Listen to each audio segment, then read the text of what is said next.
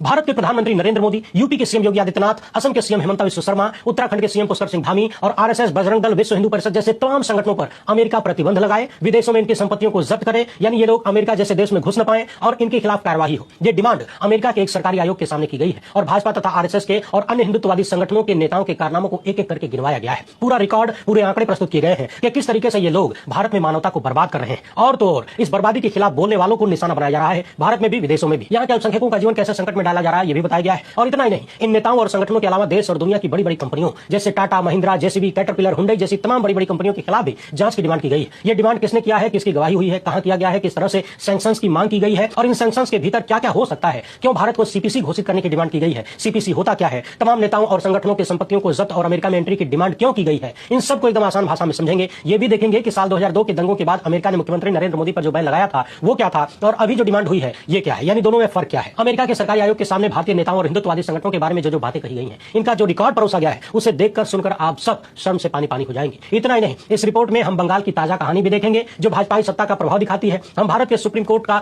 रवैया भी देखेंगे जो कहीं ना कहीं उन चीजों को सहारा दे रहा है जिसकी शिकायत अमेरिका में हो रही है। और तो और जो लोग भारत के भीतर नफरत फैलाने वालों पर नजर रखते हैं उनको मेरी निशाना बनाने की कोशिश हो रही है कथित रूप से। और सोशल मीडिया कंपनियों को बाकायदा भारत सरकार लेटर लिख के उनका लोकेशन मांग रही है। मामला बहुत ही महत्वपूर्ण है, इसलिए टकटकी लगाकर देखिएगा और कल्पना करिए कि जिस देश के बारे में, जहां के सबसे ताकतवर लोगों के बारे में, संगठनों के बारे में ऐसी बातें दुनिया में हो रही हो, उस देश का भविष्य कैसा हो सकता है। एक सरकारी आयोग है जिसका नाम है अमेरिकी अंतर्राष्ट्रीय धार्मिक स्वतंत्रता आयोग। ये आयोग पूरी दुनिया पर नजर रखता है और देखता है कि दुनिया के किस हिस्से में, किस देश में धार्मिक स्वतंत्रता की स्थिति कैसी है। स्थितियों को देखने के बाद सिफारिशें देता है अपनी सरकार को, सिफारिशों के बाद सरकार जो चाहती है करती है। अब इस आयोग में जाकर रकीब हमीद नाइक, जो कि centre for the study of organised hate यानी CSOH के एग्जीक्यूटिव डायरेक्टर है, इनका काम है भारत के भीतर मुसलमानों, ईसाइयों और हाशिए के समुदायों पर हेट क्राइम और उनके उत्पीड़न को ट्रैक करना। यानी ये जो रकीब हमीद नाइक है और इनका जो संगठन है वो भारत में अल्पसंख्यकों और कमजोर वर्ग के लोगों के खिलाफ जो कार्रवाइयां होती हैं उन पर नजर रखते हैं और देखते हैं कि किसे दबाया जा रहा है, किसे परेशान किया जा रहा है, टॉर्चर किया जा रहा है। इन्होंने अमेरिका के सरकारी आयोग में जाकर गवाही दिया है और अपनी गवाही में इन्होंने साफ साफ कहा है कि भारत में मुसलमानों और ईसाइयों पर बहुत जुल्म हो रहा है और इसके पीछे स्पष्ट रूप से भाजपा, आरएसएस का इकोसिस्टम है, इनके नेता हैं और इन्हीं से जुड़े हुए कई संगठन हैं और इन सब पर ग्लोबल मैग्निफिकेंट सैंक्शन लगाने की जरूरत है, यानी इसकी डिमांड की गई है। अब ये सैंक्शन क्या है, जरा इसको जान लीजिए। ये सैंक्शन अमेरिका उन देशों पर लगाता है या उन लोगों पर लगाता है, उन संस्थाओं पर लगाता है जिन पर गंभीर मानवाधिकार उल्लंघन करने के या फिर बहुत बड़े भ्रष्टाचार करने के आरोप होते हैं। ऐसे विदेशी लोगों और संस्थाओं पर इस तरह का सैंक्शन लगाया जाता है जिसके तहत अमेरिका में एंट्री रोक दी जाती है और यदि ऐसे लोगों और संस्थाओं की कोई भी संपत्ति अमेरिका में होगी तो उसको जब्त कर लिया जाएगा। अपनी गवाही में नाइक ने भारत के प्रधानमंत्री नरेंद्र मोदी, यूपी के सीएम योगी आदित्यनाथ और असम के मुख्यमंत्री हिमंता बिस्वा शर्मा समेत उत्तराखंड के मुख्यमंत्री का भी नाम लिया है। ऐसे कई भाजपा नेताओं को उत्पीड़न करने वाला बताया है। साथ ही साथ आरएसएस के इकोसिस्टम, बजरंग दल और विश्व हिंदू परिषद जैसे संगठनों का नाम भी लिया गया है। यूपी के मुख्यमंत्री योगी आदित्यनाथ के बारे में कहा गया है कि ये हार्ड लाइन हिंदू संत हैं और मुस्लिम विरोधी बयानों के लिए कुख्यात है। रिपोर्ट में लव जिहाद कैंपेन के बारे में भी जिक्र किया गया है, मस्जिदों में मूर्ति स्थापित करने जैसे बयानों और बंगाल चुनाव में सीएम योगी का कथित रूप से यह कहना कि बंगाल मां काली की जमीन है, इसे काबा की जमीन बनने नहीं देंगे,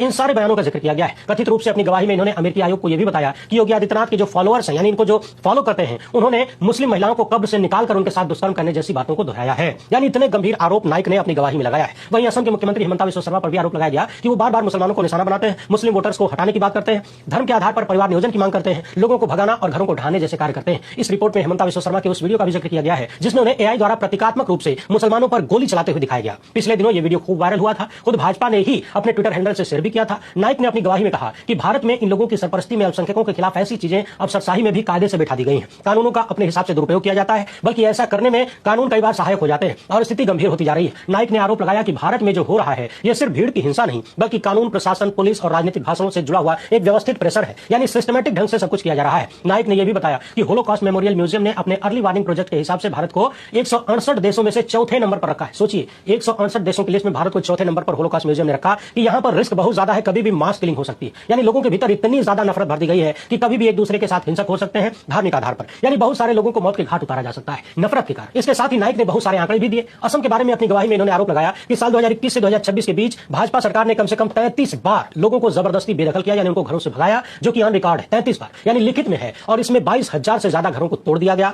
ढांचों को तोड़ दिया गया और करीब 20,387 परिवार, लगभग 1 लाख लोग विस्थापित हो गए। इनमें से ज्यादातर बंगाली ओरिजिन के मुस्लिम बताए गए। साल 2025 में ही विस्थापितों में 40% ने अपने घर डिमोलिशन में खोए, यानी जिन्हें सत्ता ने गिरवा दिया। नाइक ने अमेरिकी सरकारी आयोग के सामने गवाही दिया और आरोप लगाया कि 2025 की एक रिपोर्ट के अनुसार भारत के 21 राज्यों में मुसलमानों और ईसाइयों के खिलाफ 1381 हेट स्पीच की घटनाएं हुई। 2023 की तुलना में यहां बढ़ोतरी 97% की हो गई। यह भी बताया गया कि भारत में हर दिन लगभग 4 हेट स्पीच के मामले होते हैं। नरेंद्र मोदी के भारत में पब्लिक इवेंट्स में अल्पसंख्यकों को दीमक, कीड़े मकोड़े, सांप और सुअर जैसे शब्दों से संबोधित किया जाता है। इतना ही नहीं, ये जो संगठन है ये सब नफरतबाजों को तलवार, चाकू ये सब बांटते हैं, हथियारों की ट्रेनिंग दी जाती है और लड़ाकों की भर्ती की जाती है। नाइक ने अपनी गवाही में एसआईआर, सीए और एनआरसी का भी जिक्र किया और बताया कि इन सारी चीजों को मिलाकर लाखों मुसलमान वोटरों को कहीं न कहीं कमजोर किया गया। हाल फिलहाल में एसआईआर के तहत ही पश्चिम बंगाल में 90 लाख से ज्यादा वोट काट दिए गए। रिपोर्ट में यह भी बताया गया है कि भारत में लगभग आधे राज्यों ने एंटी कन्वर्जन लॉज पास किए हैं और इनका दुरुपयोग करके ईसाइयों और मुसलमानों को जेल भेजा जाता है, यानी धर्म परिवर्तन का आरोप लगाकर अल्पसंख्यकों को जेल भेज दिया जाता है। नाइक ने अपनी गवाही में तमाम उन बड़ी कंपनियों का भी नाम लिया, जैसे JCB, caterpillar, CNH industrial, Tata Hitachi, Mahindra और हुंडई। इनकी भी जांच की मांग की गई है, क्योंकि ध्वस्तीकरण यानी जब बुलडोजर चलता है, लोगों के घर गिराए जाते हैं, तो इन कंपनियों के प्रोडक्ट्स का इस्तेमाल होता है। यानी इनकी डिमांड है कि इन कंपनियों की भी जवाबदेही तय होनी चाहिए कि आपका प्रोडक्ट कहां और किस रूप में प्रयोग हो रहा है। इस रिपोर्ट में नाइक ने यह भी हवाला दिया है कि कम से कम 17 राज्यों में गौरक्षा दल नेटवर्क एक्टिव है। ये लोग जानवर या मांस ले जाने वाले मुस्लिम ट्रक ड्राइवरों को रोकते हैं, मारते पीटते हैं, कई बार हत्या तक कर देते हैं, यानी मॉब लिंचिंग कर देते हैं। और इन्होंने दावा किया कि पिछले 3 साल में ऐसे हमलों के 4000 से भी ज्यादा वीडियो फेसबुक, यूट्यूब, इंस्टाग्राम और ट्विटर पर डॉक्यूमेंटेड, यानी पिछले 3 साल में 4000 से ज्यादा इस तरह की घटनाओं के वीडियो सोशल मीडिया पर जारी किए गए। और नाइक ने क्रिश्चियंस के खिलाफ हो रहे हमलों का भी जिक्र किया है और बताया है कि उनके पादरी और ईसाई धर्म से संबंधित लोगों पर भी हमले होते हैं, चर्चों को बंद करवाया जाता है, चर्चों में तोड़फोड़ की जाती है, उन्हें मौत के बाद दफनाने, यानी ईसाई समुदाय के लोग जब मर जाते हैं, गुजर जाते हैं, तो उनको दफनाने नहीं दिया जाता और उन पर कन्वर्जन के झूठे आरोप लगाकर गिरफ्तार किया जाता है। रिपोर्ट के अनुसार यूनाइटेड क्रिश्चियन फोरम ने 2014 में मात्र 127 घटनाएं रिपोर्ट किया था और इसमें बहुत ज्यादा बढ़ोतरी हुई, रिकॉर्ड बढ़ोतरी हुई 555% की। और ईसाइयों के खिलाफ ऐसी घटनाओं में बताया गया कि 2025 में क्रिसमस के आसपास 60 से ज्यादा घटनाएं हुई और जनवरी से नवंबर 2025 में 2900 घटनाओं से ज्यादा इस तरह का रिकॉर्ड किया गया। और जनवरी से नवंबर के बीच 2025 में 2900 यानी 2900 से ज्यादा इस तरह की घटनाओं को रिकॉर्ड किया गया। नाइक ने बाकायदा फेसबुक, ट्विटर और यूट्यूब, इंस्टाग्राम को भी हेट यानी नफरत जैसी चीजों को फैलाने का आरोप लगाया है और बताया कि यही केंद्रीय इंफ्रास्ट्रक्चर है नफरत फैलाने का, यानी ये सोशल मीडिया प्लेटफॉर्म इन चीजों को रोकते नहीं बल्कि फैलाते हैं। एक जगह से ऐसी चीजें आती हैं, फिर दूसरे लोग भी देखकर आइडिया लेते हैं, सीखते हैं कि कैसे हिंसा करनी है। नाइक ने अमेरिकी आयोग के सामने यह भी आरोप लगाया कि भारत सरकार अपने आलोचकों और कार्यकर्ताओं को, यानी एक्टिविस्ट जो समाज की बात करते हैं, उनको विदेशों में भी टारगेट कर रही है। वाशिंगटन पोस्ट की साल 2023 की एक रिपोर्ट का हवाला देते हुए नाइक कहते हैं कि हिंदुत्व वॉच और इंडिया हेट लैब, जो कि भारत में नफरत फैलाने वालों पर नजर रखते थे, उनकी हरकतों पर नजर रखते थे, उनको जनवरी 2024 में इमरजेंसी ऑर्डर से बैन कर दिया गया। मामला अभी भी दिल्ली हाईकोर्ट में है, यानी नफरतबाजों पर नजर रखने वालों को भारत में आपातकालीन कानून लगाकर रोक दिया जाता है और जो भारत के बाहर है उनका लोकेशन भारत सरकार कथित रूप से ट्विटर यानी एक्स को लेटर भेजकर मांगती है। बाकी आपको तो पता ही है किस तरीके से विदेशों में आरोप लगा कि कथित रूप से भारत सरकार लोगों को निशाना बना रही है, वहां पर हत्याएं करवा रही है। ऐसे आरोप लगे पिछले दिनों, कनाडा, अमेरिका, हर तरफ से आए। नाइक ने सुनवाई के दौरान स्पष्ट रूप से आरोप लगाया कि 6 हफ्ते पहले भारत सरकार ने एक्स को एक पत्र लिखकर नाइक की जीपीएस लोकेशन डाटा मांगा था, यानी जो विदेश में है उनको भी चुप कराने की कोशिश। नाइक ने अमेरिका से 3 बड़ी मांगे किया और तमाम तथ्यों और आंकड़ों को रखने के बाद उन्होंने कहा कि बीजेपी नेताओं और फार राइट ग्रुप्स पर ग्लोबल मैग्निस्की सैंक्शंस लगाए जाएं, भारत को रिलीजियस फ्रीडम वायलेशंस के लिए कंट्री ऑफ पर्टिकुलर कंसर्न यानी सीपीसी घोषित किया जाए, जेसीबी, महिंद्रा, टाटा, हुंडई जैसी कंपनियों की मशीनरी का जो उपयोग डेमोलिशन में किया जा रहा है उसकी जांच की जाए, जो नेता और जो संगठन भारत में अल्पसंख्यकों के खिलाफ ऐसा नफरती माहौल बना रहे हैं उन पर बैन लगे, उनकी संपत्तियां जब्त हों अमेरिका में। इस रिपोर्ट में उत्तराखंड के मुख्यमंत्री पुष्कर सिंह धामी का भी जिक्र किया गया है, जो कि 2025 में टॉप 10 हेट स्पीकर्स में शामिल हुए थे। ये रिपोर्ट भी हमने पिछले दिनों आपको दिखाया था कि कैसे पुष्कर सिंह धामी अपनी पार्टी के कई अन्य नफरती भाषण देने वाले नेताओं को पछाड़ रहे हैं। अब समझने वाली बात यह है कि साल 2002 के दंगों के बाद नरेंद्र मोदी के खिलाफ अमेरिका ने जो किया था, क्या वैसा ही कुछ डिमांड किया गया है? तो इसका जवाब है कि नहीं, ये वाली डिमांड उससे ज्यादा गंभीर है, बड़ी है। 2002 के गुजरात दंगों के बाद अमेरिका ने साल 2005 में नरेंद्र मोदी को डिप्लोमेटिक वीजा देने से मना कर दिया और उनका पहले से मौजूद टूरिस्ट और बिजनेस वीजा भी रद्द कर दिया गया, यानी वो अमेरिका नहीं जा सकते थे। ये कार्रवाई इंटरनेशनल रिलीजियस फ्रीडम एक्ट के तहत कथित रूप से की गई थी, जबकि अभी जो डिमांड की गई है वो है ग्लोबल मैग्निस्की सैंक्शन। ये कानून बाद में आया और इसमें सिर्फ वीजा बैन ही नहीं होता बल्कि यूएस में एंट्री बैन हो जाती है। अमेरिका में कोई संपत्ति हो तो उसको फ्रीज कर लिया जाएगा, यानी वहां की सरकार जब्त कर लेगी। साथ ही साथ अमेरिकी लोगों और अमेरिका की कंपनियों से कोई लेन देन भी नहीं किया जा सकता, उस पर भी पाबंदी लग सकती है। यानी 2005 में अमेरिका ने नरेंद्र मोदी पर जो बैन लगाया था ये उससे कहीं ज्यादा गंभीर डिमांड की गई है। ध्यान रहे, ये डिमांड है अमेरिकी आयोग के सामने तमाम तथ्यों और आंकड़ों को प्रस्तुत करते हुए की गई है। यानी अब अमेरिकी आयोग इस गवाही के बाद सरकार को जो सिफारिश देगा तो अमेरिकी सरकार उस हिसाब से काम करेगी। यानी भाजपा के नेता, आरएसएस, बजरंग दल और विश्व हिंदू परिषद जैसे संगठन दुनिया में ऐसे ही भारत का नाम ऊंचा कर रहे हैं। एक नजर भारत के सुप्रीम कोर्ट पर भी डालिए। हाल ही में सुप्रीम कोर्ट ने हेट स्पीच के खिलाफ कोई गाइडलाइन या कंटिन्यूअस मॉनिटरिंग से इनकार कर दिया और कह दिया कि पहले से ही बहुत सारे कानून उपलब्ध हैं और कुछ बनाने की जरूरत नहीं है। सवाल उठता है कि जब सब कुछ उपलब्ध है तो फिर ये घटनाएं क्यों रही हैं? आगे सुप्रीम कोर्ट कहता है कि अगर कोई संज्ञेय अपराध होता है तो पुलिस को एफआईआर दर्ज करनी चाहिए। पुलिस न करे तो पीड़ित पहले एसपी के पास जा सकता है, फिर मजिस्ट्रेट के पास जा सकता है। बाकी तो आप जानते ही हैं कि ये व्यवस्थाएं कितनी तेजी से और अच्छे से काम करती हैं। अनुराग ठाकुर और प्रवेश वर्मा, जिनके स्पष्ट रूप से नफरती बयान साल 2020 के दिल्ली इलेक्शन के दौरान आए थे,